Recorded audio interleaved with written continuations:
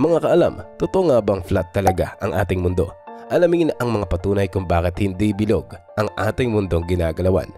Bilog ang mundo, yan ang paniniwala ng karamihan. Ngunit alam nyo ba na marami pa rin ang naniniwala at itinuturing na ang mundo ay patag o ang tinatawag na flat earth theory? Isa ka rin ba sa naniniwala rito?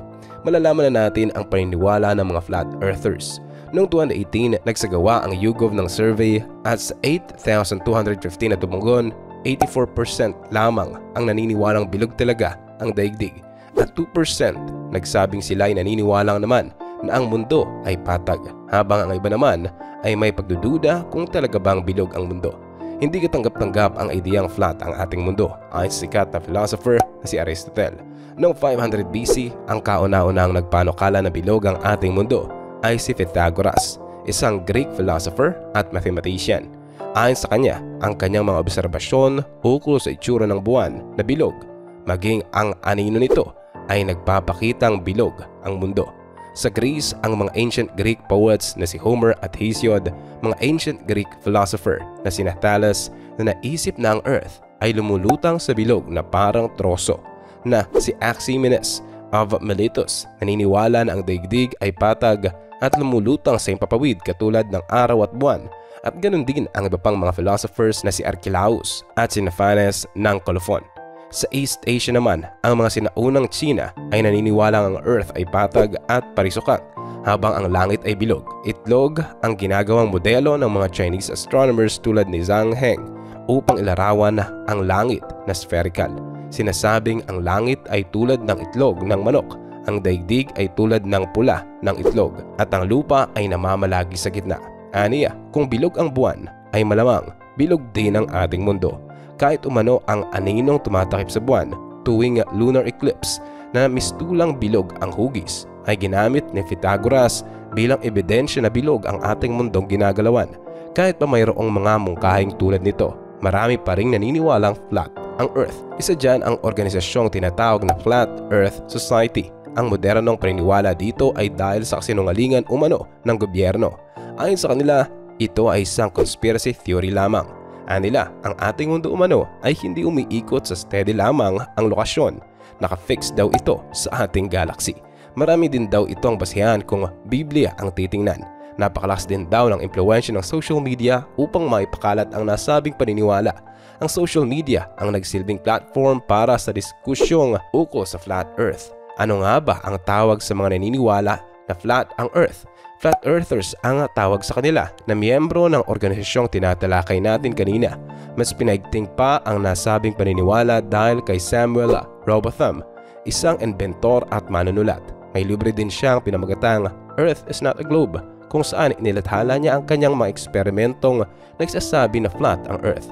Noong 2018 ay nagkaroon ng isang convention ang mga grupong naniniwala na flat ang Earth. Dinuluhan ito ng 200 katao. Ang mga flat earthers na ito ay naniniwala na niloloko lang ang mga tao ng NASA kung kaya't nagsasabing bilog ang mundo. Marami na ngang mga sikat na personalidad ang sumusuporta sa ideyang flat ang Earth. Isa dito ang kita na NBA basketball player superstar na si Kyrie Irving. Isa rin sa kanila ang sikat na rapper na si B.O.B. Ngunit ating tuklasan kung bakit nga ba sinasabi ng mga tao na flat ang Earth.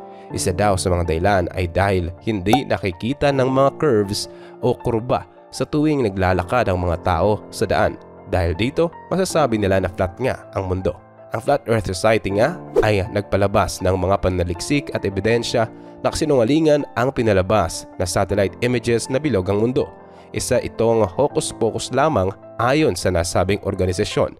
Ayon sa balita, ang Flat Earth Theory nga ang pinakasikat at kontrobersyal na conspiracy theory ngayon. Halos 200 katao nga ang nagdadagdag kada taon simula nang maitatag ang Flat Earth Society noong taong 2009. Karamihan sa mga miyembro ng nasabing organisasyon ay mga Briton at Amerikano. Gumugugol din sila ng efforts upang makagawa ng mga news articles para maipakita sa social media na flat nga ang mundo. Ayon kay Nathan Thompson ay isang panloloko lamang ng NASA ang ideyang bilog ang mundo. Ang mundo ay flat talaga. Paano naman ang pag-usbong ng araw at gabi? Ayon sa kanya, umiikot ang araw at buwan sa ating flat na mundo kung kaya't may umaga at gabi. Ayon pa sa kanya, isang kalokohan lamang ang konsepto ng gravity Bukod pa diyan, ang pagbagsak umano ng mga bagay ay dahil sa pag-akyat at paggalaw ng flat na mundo o ang upward motion nito sa bilis na 32 feet per second square. Dark energy din umano ang tawag sa puwersang nagpapaangat sa ating mundo. Ayon sa mga flat earthers, binubuo ng mga bato ang ating flat earth. Narito ang ilan sa mga argumento ukol sa flat na mundo. Una, ang outer space daw ay peke. Ayon sa kanila, ni walang isang imahe na magpapakita ng totoong imahe ng ating mundo.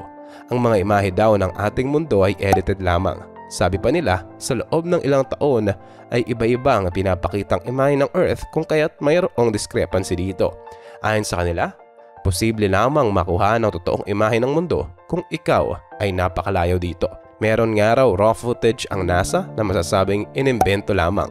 Makikita sa mga ilang imahe na ito na edited lang at may green screen ang mga released photos mula sa NASA. Makikita din natin sa litrato na ito na di umano ang zero gravity ang larawan. Pangalawa naman, wala naman umanong curve na makikita ang mga tao.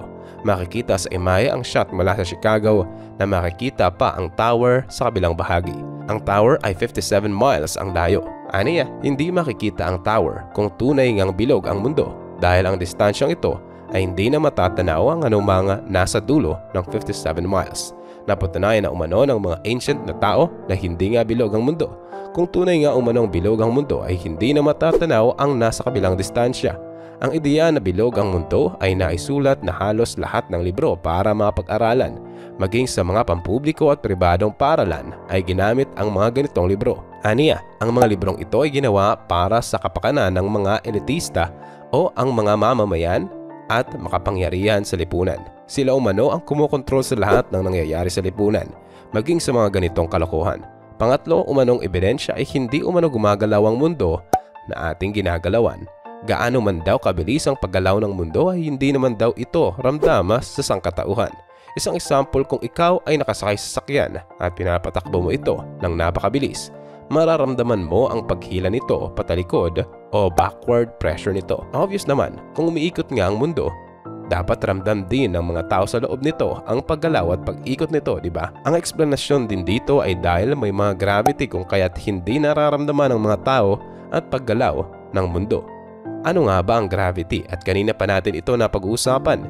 Ito umano ang rason kung bakit hindi natin nararamdaman ang paggalaw ng mundo at bakit nananatiling kalmado ang sea level. Ito din ang dahilan kung bakit nalalaglag ang mga bagay. Ngunit alam ba ninyo na ang konsepto ng gravity ay hindi pa napapatunayan? Dahil sa pagkakaiba ng scientific theory at normal theory, makikita natin ang konsepto ng gravity ay hindi pa lubusang proven at verified. Isa pa, kung tunay ngang gumagalaw ang mundo, ay dapat gumagalaw din ang mga nakikita nating mga bituin na salangitan. Hindi yan ang ating nakikita. Isa pang example ay ang mga lumilipad na eroplano. Imposible ang safe at maayos na paglanding ng eroplano kung tunay na nagro-rotate ang mundo. Magka-crash ito kung tunay nga na bilog ang ating mundo. Pang-apat na rason, ang mga karagatan ay flat, pantay o nasa sea level ang karagatan at wala naman tayong nakikitang curve. Makikita naman natin sa mga larawang ito na tunay ngang flat ang ating mundo, di ba? Panglima at huling argumento ay ang makikita nating horizon rising. Ang konsepto ng horizon rising ay kung saan mas nakikita mo ang nasa malayo habang ikaw ay tumataas o umakyat ang posisyon. Batay sa mga sumusunod na imahe, habang tumataas ang posisyon ay nananatiling flat o level ang nasa ibaba. Kung pagkukumparahin mo ang argumento ukol sa round na mundo at flat na mundo, mas marami nga umano ang panloloko na makikita sa teorya ng round na mundo. Ang ilan sa mga rason na ito ay ang evolution of man kung saan ang mga tao di umano ay nagmula sa mga unggoy. Pangalawa ay ang Big Bang Theory o ang teorya na ang pinagmula ng mundo ay ang pagbanggaan ng dalawang planeta. Meron ding argumento mula sa atheism o ang hindi paniniwala sa Diyos, aliens, kulto at paganism, satanic earth control at new earth order. Nakakatawa ang ilan sa mga teorya na ito, ngunit ang ideya na flat ang mundo ay batay umano sa ilan sa mga verse sa Biblia. Ano ang sa tingin mo, mga kaalam? Maniniwala ba tayo sa teorya o mga paniniwala dahil lamang may mga nagsabi sa atin ito?